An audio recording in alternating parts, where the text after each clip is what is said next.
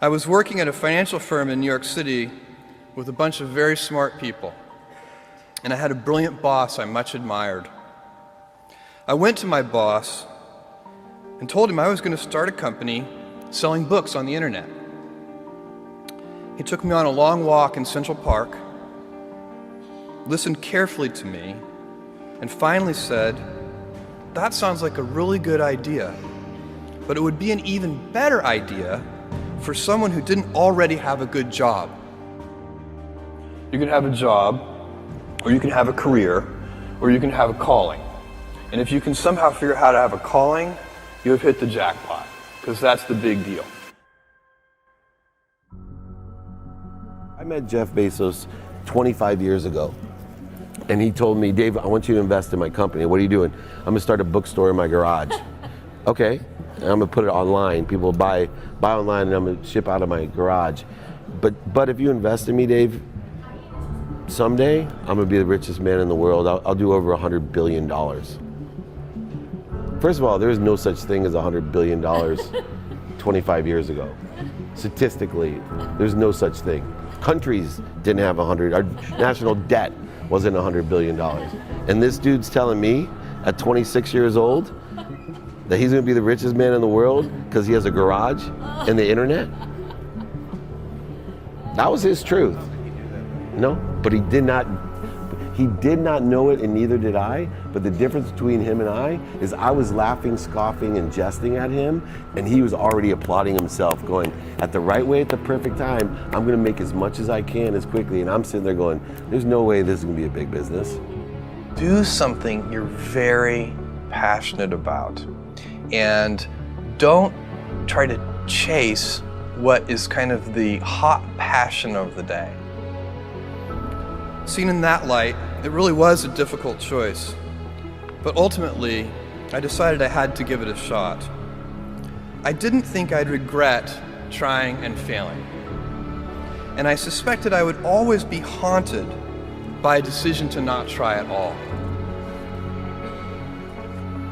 After much consideration, I took the less safe path to follow my passion, and I'm proud of that choice.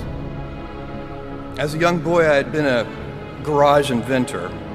I'd invented an automatic gate closer out of cement-filled tires, a solar cooker that didn't work very well out of an umbrella and aluminum foil, baking pan alarms to entrap my siblings. I'd always wanted to be an inventor, and she wanted me to follow my passion. There's a military phrase that I especially love, and it says, "Slow is smooth and smooth is fast." And I have seen that in every endeavor I've ever been in.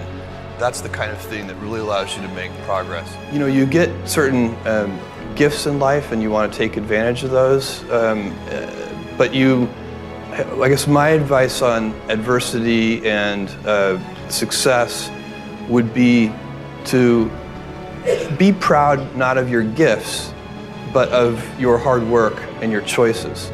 So, you may be, the kinds of gifts you get in life, you might be really good at math. It might be really easy for you. That's a kind of gift.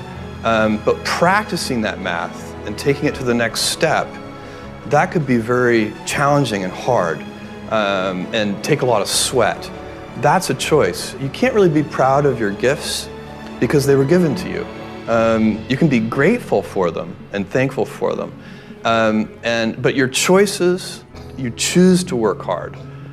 You choose to do hard things. Those are choices that you can be proud of. You can choose. We all get to choose our life stories, and it's the choices that define us, not our gifts. Everybody in this room has many gifts. I have many gifts. You can never be proud of your gifts because they're gifts. They were given to you. You might be tall, or you might be really good at math, or you might be extremely beautiful or handsome, or there are many gifts, and you can only be proud really of your choices because those are the things that you are acting on. And one of the most important choices that each of us has, and you know this just as well as I do, is you can choose a life of ease and comfort, or you can choose a life of service and adventure. And when you're 80, which one of those things do you think you're going to be more proud of? You're going to be more proud of having chosen a life of service and adventure. There's never been a better time to be alive. I mean, it's just incredible the amount of inspiration that the world generates for me, and I think for a lot of people. It's insane, the amount of change and invention and opportunity. Your life, the life you author from scratch on your own, begins. How will you use your gifts? What choices will you make? Will inertia be your guide, or will you follow your passions? Will you follow dogma, or will you be original? Will you choose a life of ease, or a life of service and adventure? Will you wilt under criticism, or will you follow your convictions? Will you bluff it out when you're wrong, or will you apologize? Will you guard your heart against rejection, or will you act when you fall in love? Will you play it safe, or will you be a little bit swashbuckling? When it's tough, will you give up, or will you be relentless?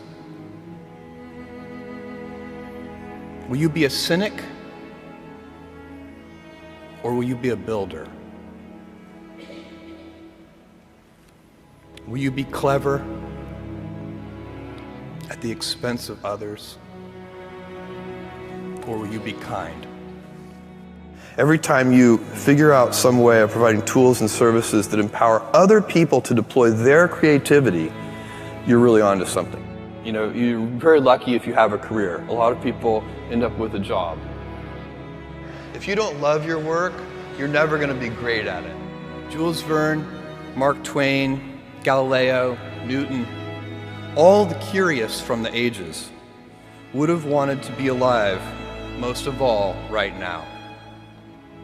As a civilization, we will have so many gifts, just as you as individuals have so many individual gifts as you sit before me. How will you use these gifts? And will you take pride in your gifts or pride in your choices?